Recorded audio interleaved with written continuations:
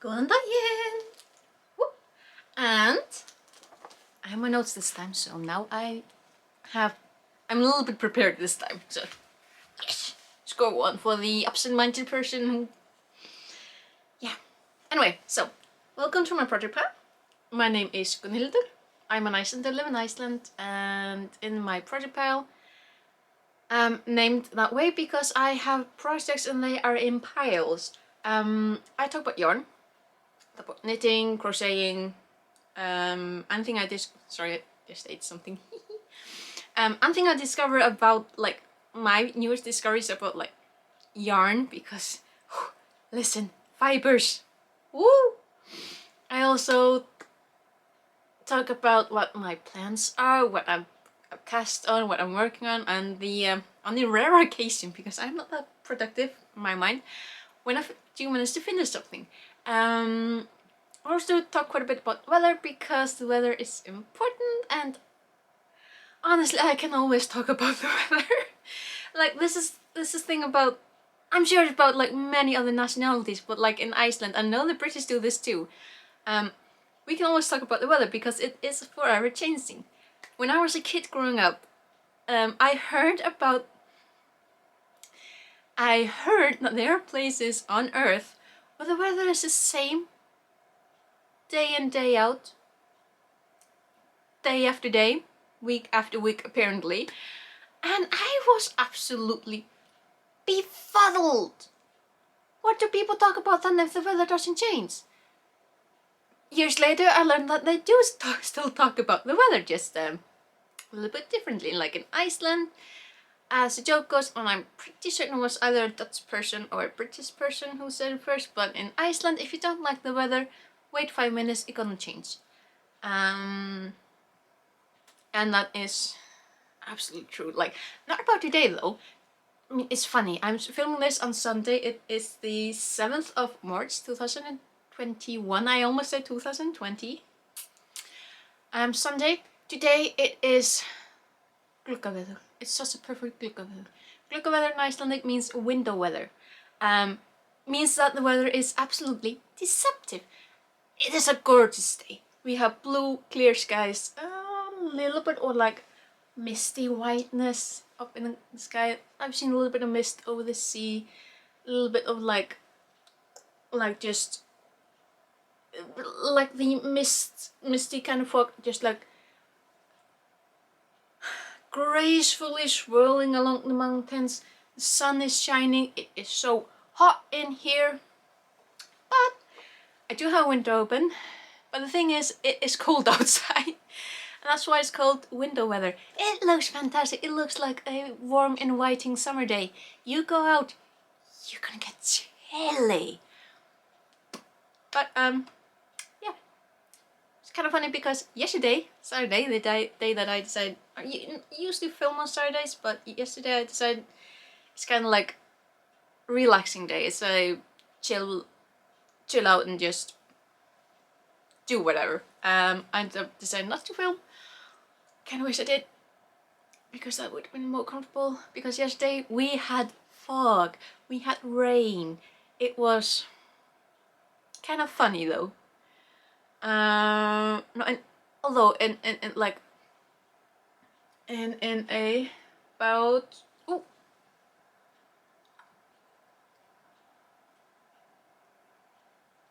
next week.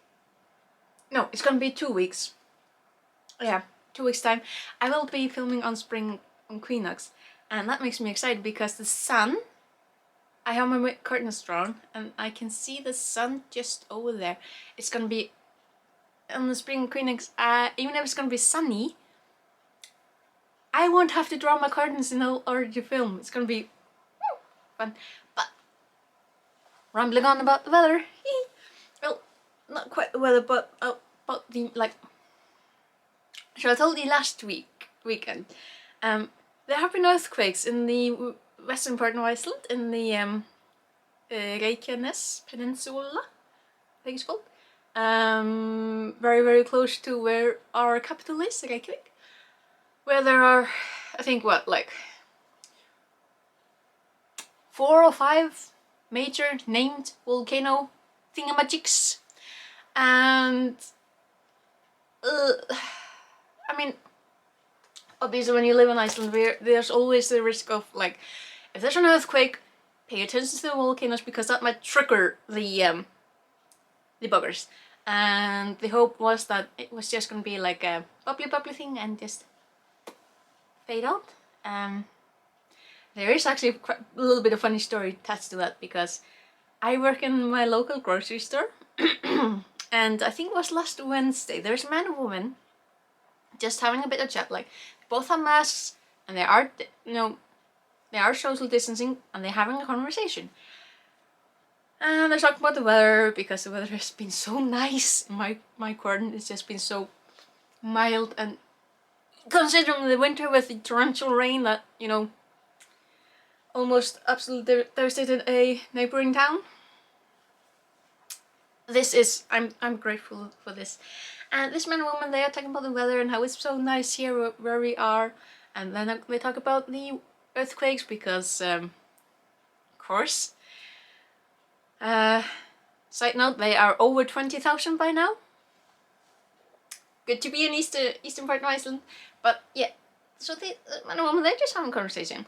And the man mentions that he knows people in Reykjavik who have, no, they're prepared. They packed things up, and they have like this emergency, emergency bags and escape plan if worst comes to worst and they have to evacuate.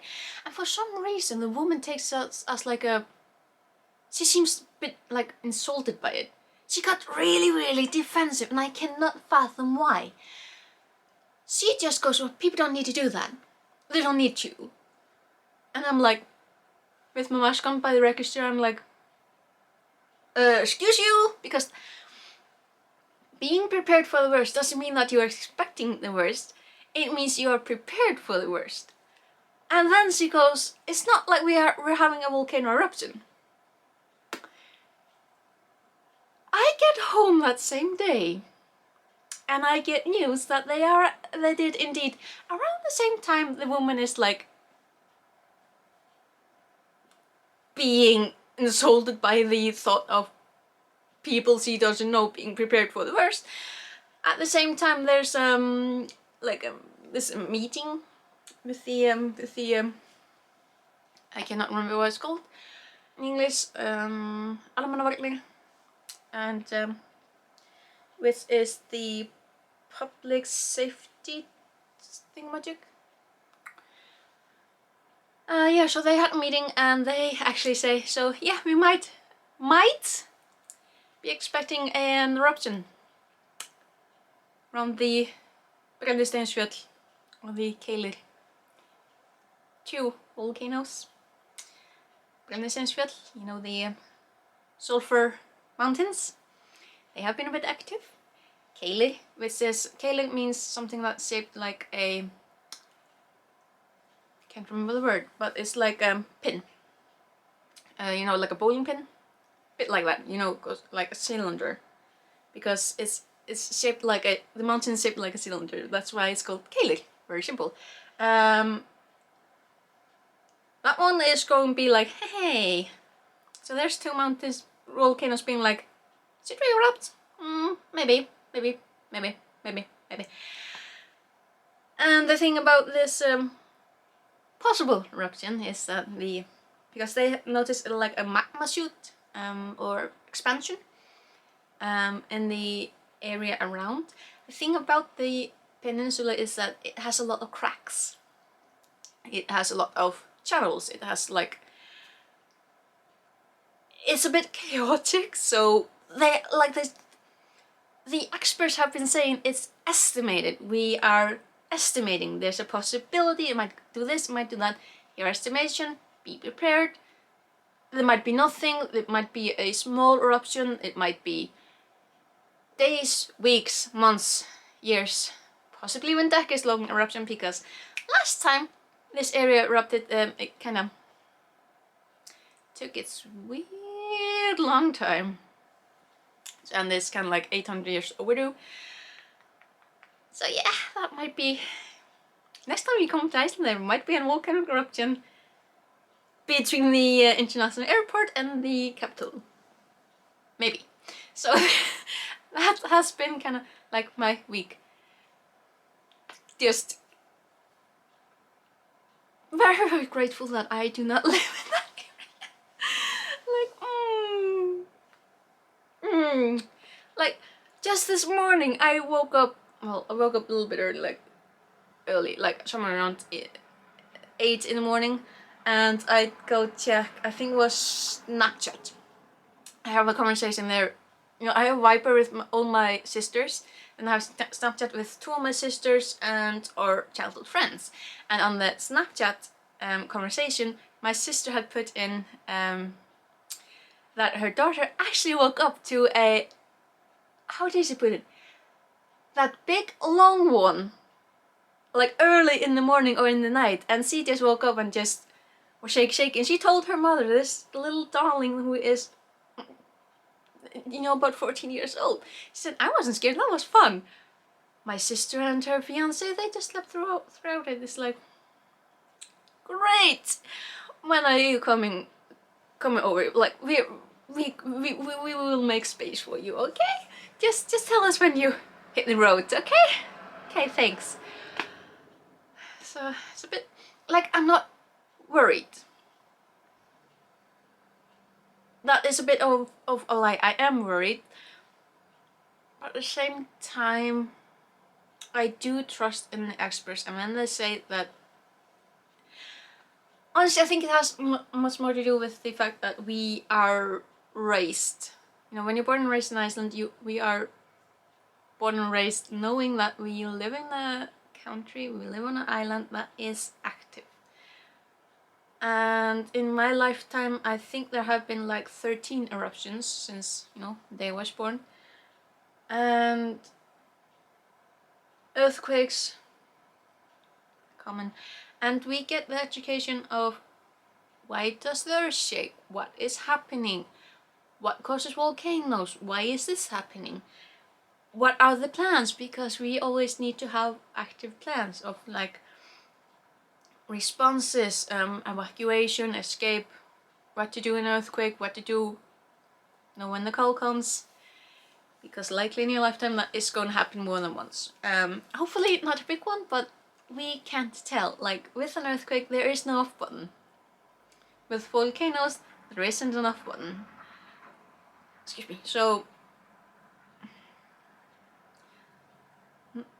oh, excuse me, I got airs.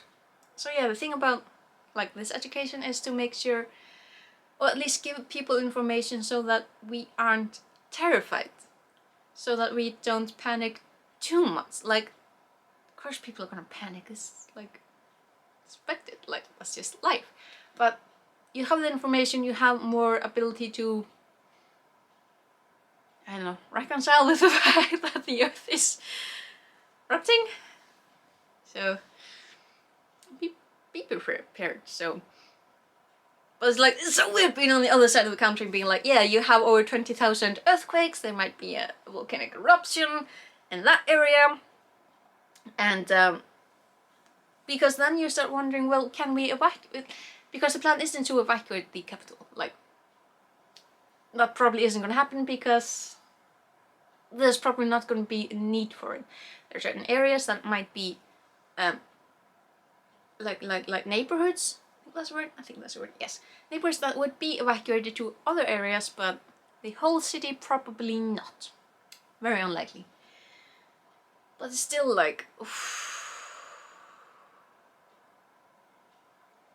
we all have families there, so it's like, But you know, on a happy note, because listen, you can't get any darker than talking about possible volcano eruption. So progress on the PAL. My all the projects that I've been working on, minimal, very minimal. I have actually not made any progress on the Lumpkin because this is such a stupid reason, but I've been wearing such nice clothes after work that I didn't want to dare with the vipers. Like, if I put one of my black skirts on, that's okay. If I wear anything else, I'm like, I don't want to dirty to the washing machine, like there. And the other things, I have not made any progress on the visual either, because my brain has just been new. I made minimal progress on the dishcloth. No, the dishcloth, that is really simple. Oh, actually, I want to show you. Remember, like quite a while ago, I was talking about how I make weird stitches, and I don't know why. Actually, I'm not gonna show on the dishcloth. Like, I got this much done at least. But I'm gonna show you on my glass hook. Like, I haven't finished like putting the ends away, weaving in the ends, or showing up the sleeves. I've just folded it up and packed it away. But okay, it does provide a good example of what I am talking about. So, knitting and round, the stitches, they look fine, they're good. But when I knit back and forth,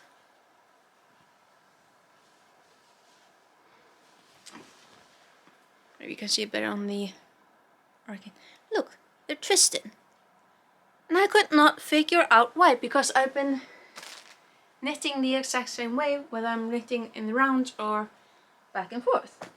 When I was working on this cloth, because it's a dishcloth, now I'm just gonna look at my stitches. I think I should be able to show you though. I've been doing the same. So, let's see. Where's a good example? Okay, here. I'll show you. Over here. These ones on here.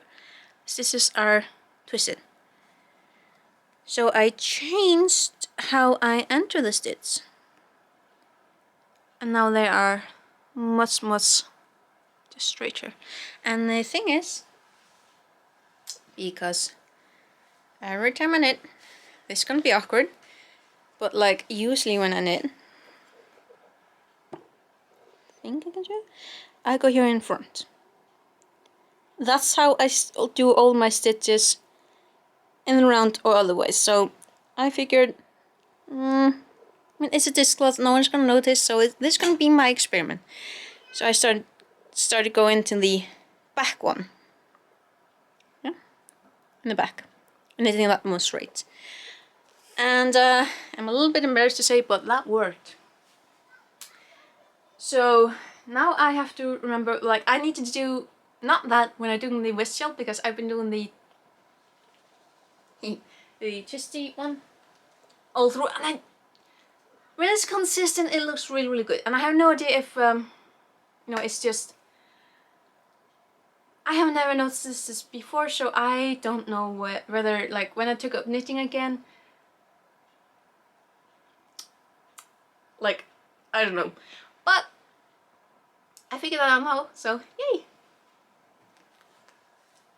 But yeah, let's see what next. Oh, future plans. Oh, the sun is moving. See how it makes. Oh lordy lordy, I look like a ghost in the sun. Well, anyway, so from my eyeshadow haul, this gorgeous like bubble gum pink yarn. I'm still obsessed. I'm so obsessed with this yarn. It's like this color.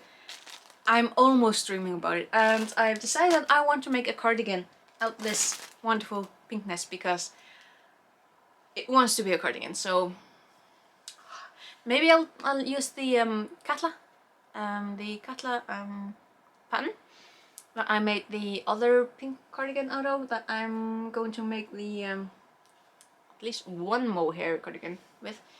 So there are cardigans in piles in my future. I'm so excited about it. I wrote here that I want to make a dress, and that's been something that's been on my mind for the past week. I want to knit a dress. What dresses? Lord knows I have enough yarn for it, so I've been like on Ravelry trying to find something that just talks to me, speaks to me. I haven't quite found one yet, but I did find I have a really simple one. Like you knit it on 9mm. It is called the Baggy Beach Dress by Georgia Jacob. And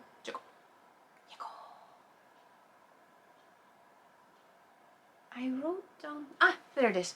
So it's kind of funny because I then had like business in the storage room, and I looked down, and in one of my bins, just staring straight back at me, is the Sail Winter ice yarns. Ice yarns Sail Winter that I got quite a while back. I have 20 or 24 of these, I can't quite remember. And look at the color of it. I think this is something like 5mm. Like when you buy from the like on the sale pages, they don't tell you on the label what the recommended size is, or anything about that. Like they do tell you that these are 30-gram skeins or balls, 150 meters. 34% wool, 44% acrylic, and 22% polyamide.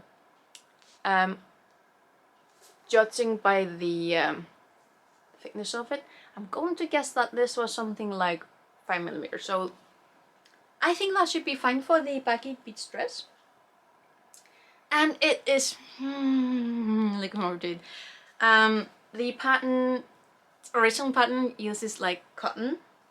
So honestly, I might be able to use this white Mandarin Petite.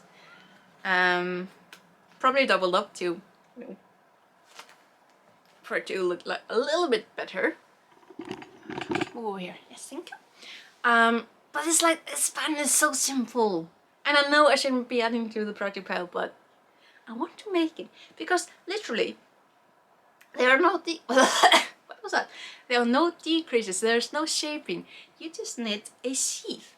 And then you make like halters. It is so simple, and I really, really do want to make it. And I do want to make it out of the sail yarn because I have it. I want to make it. So yes, I'm adding to the pile probably. And like 9mm knitting needles and just in a circle. That's gonna be something fun. So what was the other thing? Yeah, this yarn. Still thinking about it. Like obviously, look at the colors. I need to make a shell out of this, like a soft, flowy, spring summer type of yarn. Like not one of my netted shawls. This needs to be something like lacy. This also, the baby wool design. The neighborhood kids are outside playing. So cute. But yeah, this shawl or scarf, can't quite remember. But yes, needs to be. I'm a yarnaholic with a shawl fixation. I know. See. Yeah. Okay. And this is my pera I got off Ice Yarn quite a while ago. I don't think it's available anymore. It is this 27% wool, 59% acrylic, and 14% polyamide, 150-gram skeins of about 100 meters, and 10 to 12mm knitting needles, or US 15 to 17, and it is super bulky. And I'm bringing this one up because I need to soon rotate out, like I need to go into storage, I need to reorganize my yarn. I love this time of yarn, like twice a year. Yes, please, thank you. Go through my yarn again, like get reacquainted with it, and rotate out the winter yarn. Like I know I wasn't really productive with the ones that I do have in the hamper, but I need to rotate it and put in like summer springy yarns. So it's my type of decoration. I have a closed hamper in my room that I put, like, for the past months I've had my winter like yarns, like my pera and the loveliness in there, and now I'm gonna switch it out for the summer and spring type yarns. So well, that timed out well. But yeah, with the Pega, I kind of want to make like a blanket. And I think I'm gonna make a blanket soon, because these are these really nice brown rusty type of colors. And I have 6 skeins of these, so that's about 600 meters. We'll see how much that lasts. And like, I don't feel like this is yarn that needs like a difficult pattern. I feel this is more like the lambkin, you just knit. I also wanted to show you again the, because this is also my hamper. I've had this since 2018, I think. This is a yarn that just jump started my obsession with yarn. And I got this from Hobbycraft. It was only that one time, unfortunately. I was never able to find it again and like buy more skeins. But it is Hobbycraft's own Funky Chunky. And this gorgeous, gorgeous purple colors. And it's such a funny, like a really funny type of yarn. And it's so soft. Like, it is 100-gram skeins, super chunky, 100% acrylic, 100%, and it's so soft. I love it. There's about 42 meters in each skein, and I think I have like 6, so not a lot to work with, but I don't know.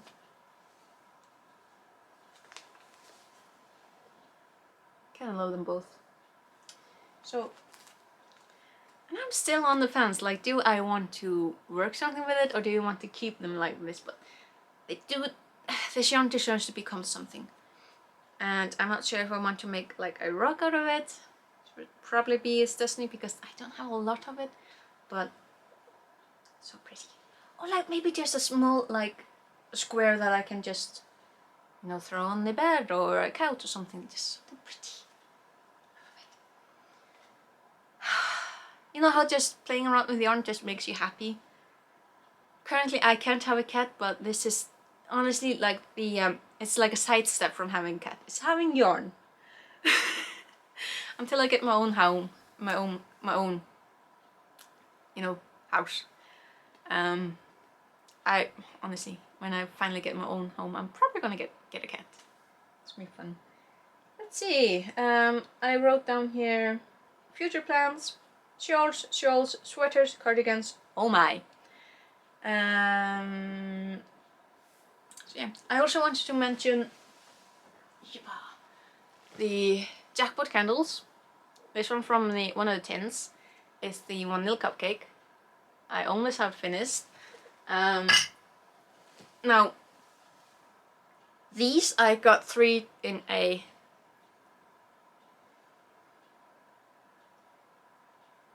how do you put it? Like, I got a trio, 3 sold together, and unfortunately the ring size that they the only ring size left was a number 9. I don't have very large hands like the number 7 that I got. I think I showed you last week. It barely fit. Like, I think my pointer finger barely fit, but like I couldn't get my middle finger, so I figured like maybe 9mm, the size 9. It's really pretty. I got a white one from this, but I discovered that the 9 doesn't even fit my thumb. Like, I figured it would fit like my middle finger. Not really. Like, maybe if I after a day of work when I have swollen fingers it might fit, but on a regular day, I mean, it's just gonna shake about. Like, so apparently number 8 is the biggest that I should go. So at least I made that discovery, but I'm probably gonna forget in a couple of weeks, or just, when this candle's done.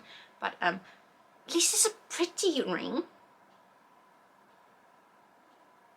Can't use it, so I should probably try and find some with, bigger fingers that maybe can use it. But no, at least it's pretty. And the scent itself, like I started with the vanilla cupcake because I am not a fan of vanilla. With like most scent candles, vanilla is just so, just it's irritating. I don't like, like the French vanilla, like if you like French vanilla, good for you. But for me, it just smells like, just like it feels like it's going to suffocate me. It's like, don't like it. Vanilla cupcake, you can definitely smell a cupcake. So did quite like that, but like it's not my most favorite. The other ones I have. I think that the next one I'm gonna burn will be the lilac. Like, although it's probably gonna remind me of laundry detergent, so there's that. I'm gonna end with the Ocean Breeze because it smells so nice. Also does kind of remind me of laundry detergent. Like this is just that kind of scent, but I'm looking most forward to that one. The one scent of English. Hello. There's one scent in candles that I've been looking for years. I think it's getting close to like 2 decades. Years and years and years ago, we got scent candles in my store. One time. That smelled like rain. At the time I just wasn't interested in like company names or anything like that. I didn't buy the rain candle. I regretted it ever since because we only got that one time. I have not been able to find any company that sells rain scented candles since. And this actually smelled like rain. And I really love rain. Just the scent of it, the feel of it, the atmosphere, like rain just cleanses everything and I love it. But I haven't been able to find that candle again. I'm like, So I'll just keep looking for rain scented candles because that is a mission. That is my holy grail. But yeah, let's see. So yeah, I've managed to cover everything on my list. Go me. I need tea. Excuse me a moment. So yeah.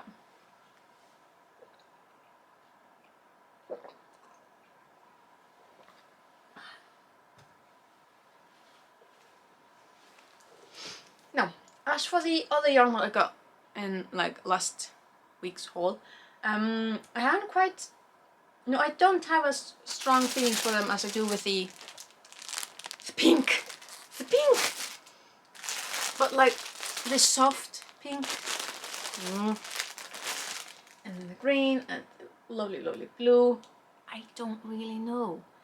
Like, but that will come. Like with like Peter had to wait quite a bit until I got like the feeling for it.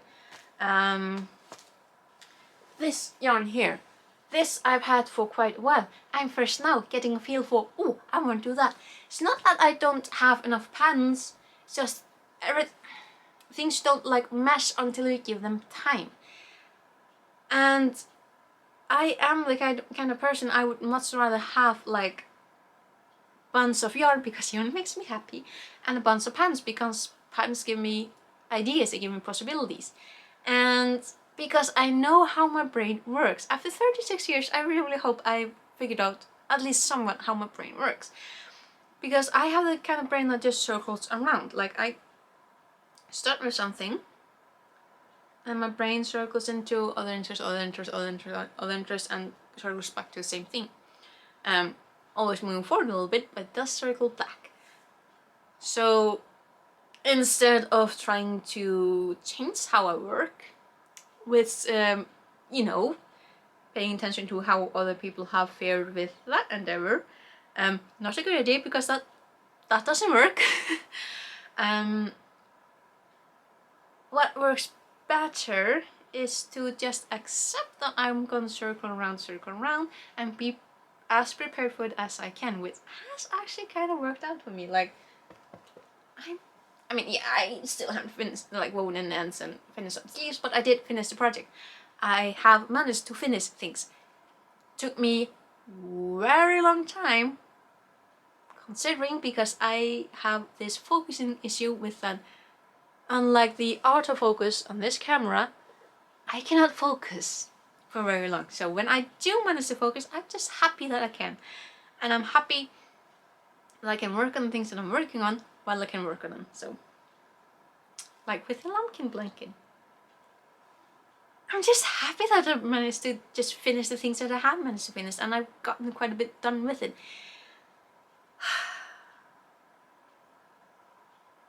And just the thought of all this yarn and all these patterns and just all the tools that I have, it's making me so happy.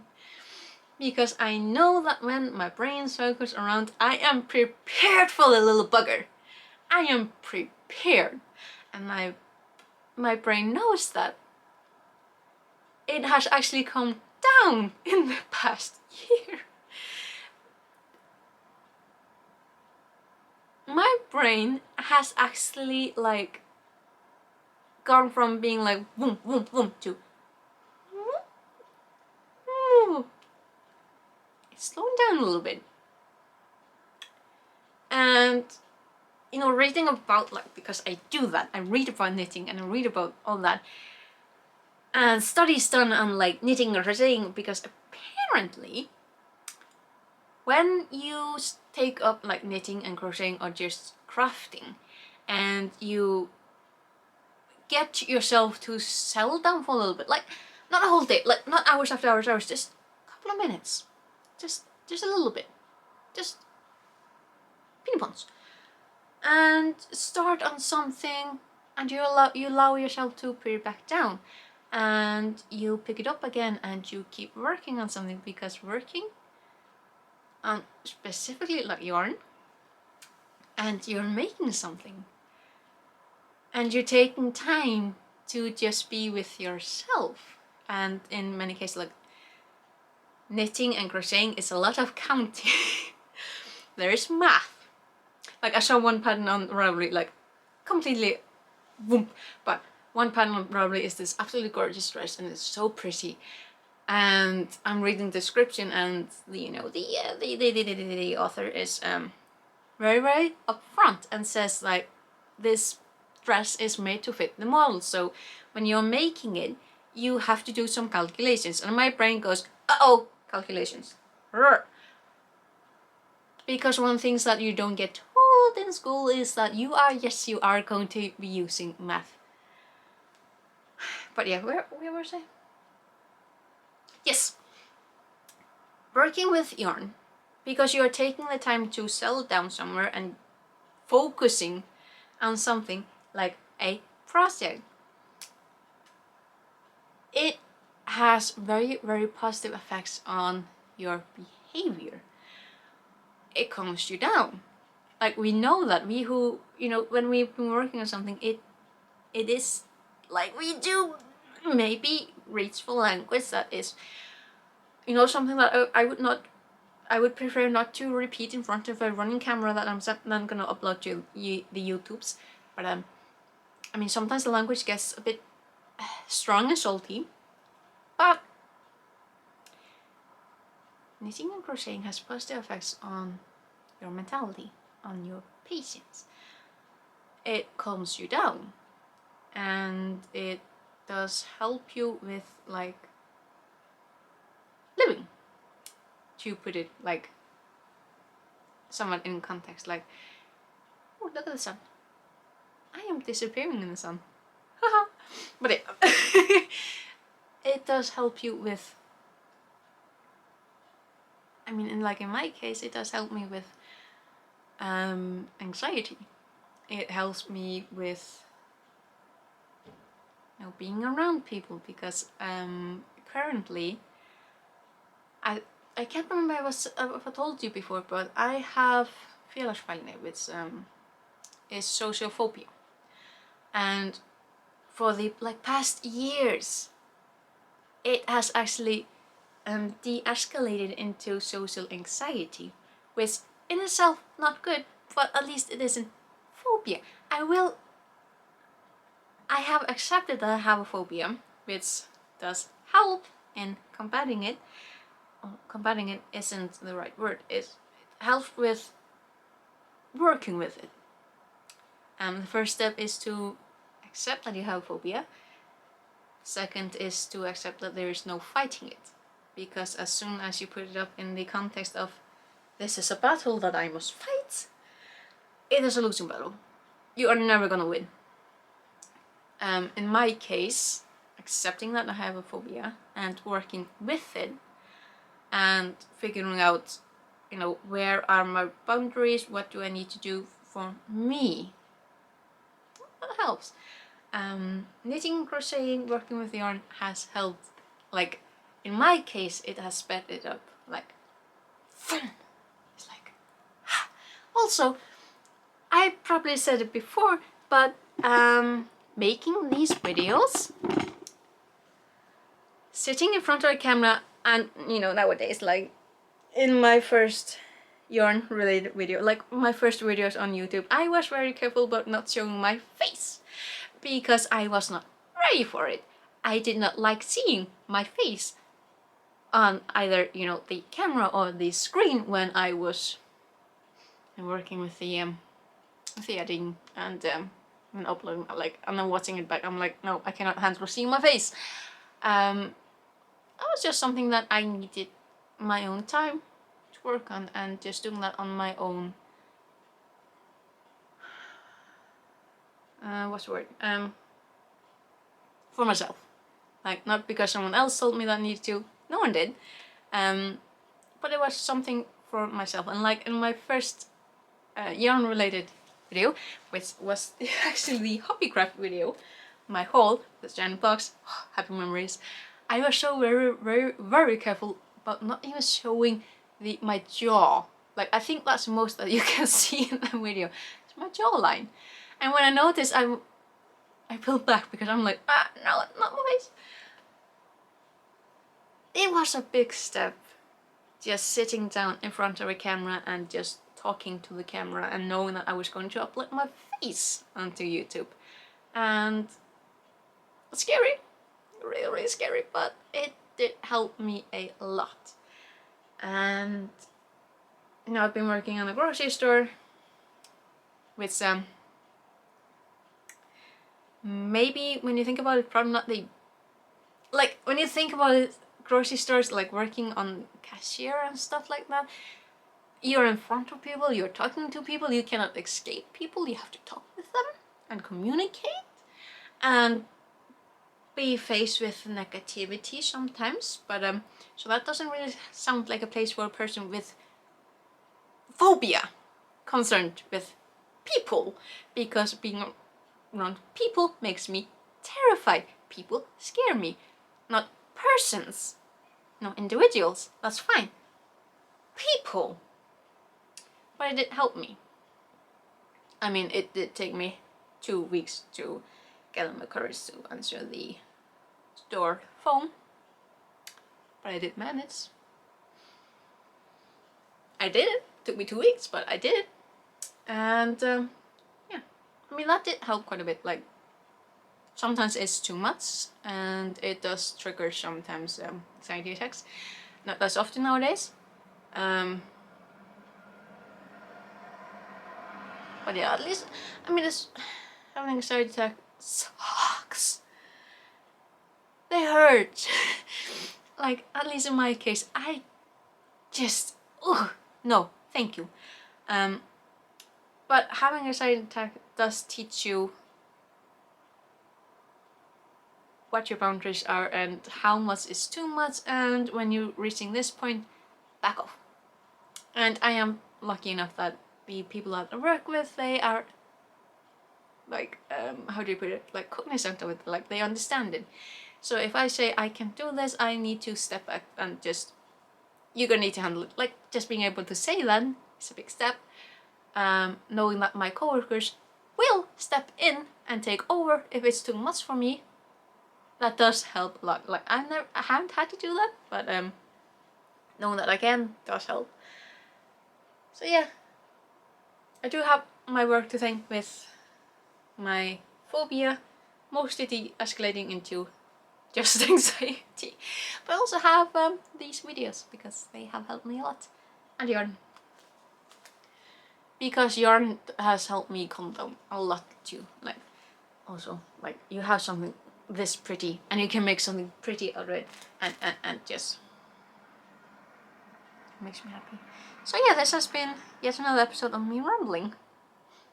Fun times. So